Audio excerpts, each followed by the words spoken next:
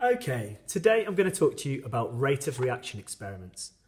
All this means is experiments to determine how quickly a reaction occurs. How quickly does a reaction occur? So it's different experiments that we can set up in order to find this out, in order to determine the rate of reaction.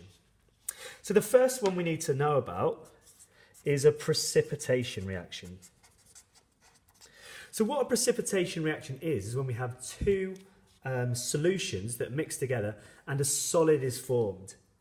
Now this is how it works. What we can do is we can get a bit of paper or a bit of white card, and on there we could put a cross, just draw a cross on it. Because what happens next is we have a conical flask, this is where our reaction is going to take place, that we put on top of the cross. We're going to use a stop clock. In all of these different experiments we need a stop clock, because remember we're finding out the rate of reaction, how quickly it occurs, so always in these we're going to need a stop clock. So what we do next is we mix these solutions together, our two solutions together, and we start the stop clock. Now over time what will start to happen is a precipitate will start to form, and slowly but surely we'll eventually get to a point where we can no longer see the cross. The second you can no longer see this cross, you stop the stop clock and that gives you your value. So let's say that is 50 seconds. So this isn't a particularly accurate rate of reaction experiment because it's very subjective. What that means is one person might say, I can't see the cross anymore, a few seconds before someone else would. So it's down to people's opinions a little bit, making it subjective. Now with all of these rate of reaction experiments, if you have to outline them in an exam, please remember to mention that you need to repeat it 3 times and then find the mean. That's really, really important. Always in science we repeat our experiments in order to find the mean.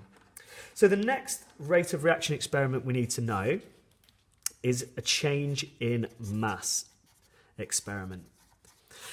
So what we've got this time is we've got a conical flask. Again, that's where our reaction is going to take place. And on there we have a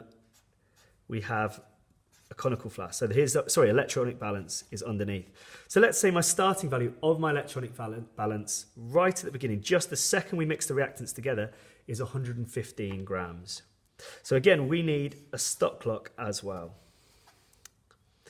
So here's my stop clock. Now, these ones only work when we're producing a gas. Because what happens is as the reactants react together, gas is released and leaves via the top of the conical flask. As this happens, this mass will go down. So let's say we have this. Let's say what we do is we mix the reactants together. At the very, very start, the second we mix them together, we take a reading of the mass and we start the stop clock. So over time, this value will go down as gas is being released. So let's say we'll time it for 60 seconds. That's a sensible amount of time to time it for, 1 minute. So let's say the end of these 60 seconds, it's gone from being 115 grams to 103 grams. So how do we find a rate of reaction from this? Well, what we need to do is we need to take our starting mass and take away our ending mass, which gives me my change in mass. So how much gas has been released during the experiment in grams. Now this isn't a rate of reaction yet, because this is how the mass of gas released in 60 seconds. But I want to show how much gas is being released every second. So in order to do that, I say 12 grams divided by 60, which equals, I'll just use a calculator for this bit, 12 divided by 60, which equals 0.2. Now my units for this is grams per second. So every single second, I'm losing 0.2 grams of my substance, of product, okay? So that is how to use this to find the change in mass. Again, remember always when we're talking about experiments to say repeat 3 times and find the mean. Now the final one we need to know about is using the volume of gas produced. So again, we have a conical flask. So this is where my reaction is going to take place. In the conical flask, there is a bung in the top. Now this bung just makes sure any gas doesn't get released into the air around it, into the atmosphere. Instead, what we have is a delivery tube which goes into a syringe. Okay, so this syringe can actually be used to measure the volume of gas produced. So let's say, again, as always, in all of these experiments, I need a stop clock. So here's my stop clock just here. Lovely stuff. So what I do is I put my reactants together, and the second they're added together, I start my stop clock. So what will happen is as the gas is produced, it will travel up here into the syringe, and it actually pushes back the plunger on the syringe.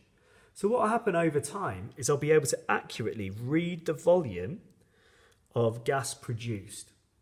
So again, we need to think of a sensible amount of time to time it for. 60 seconds would be sensible, so 1 minute.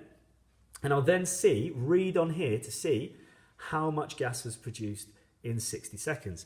So let's say 30 centimetres cubed of gas was produced in 60 seconds. How do I turn this into a rate of reaction? So if 30 centimetres cubed was produced in 60 seconds, what I need to do to find how much was produced in 1 second would be 30 divided by 60. So 30 divided by 60, which equals 0.5. Now my units are going to be different this time, because instead of looking at grams, I've looked at centimetres cubed. So my units this time are going to be centimetres cubed per second. So just like with the other ones, the really key bit of information at the end, whenever you're doing an experiment, please remember to repeat it 3 times and then find the mean in order to get reliable results. Thank you.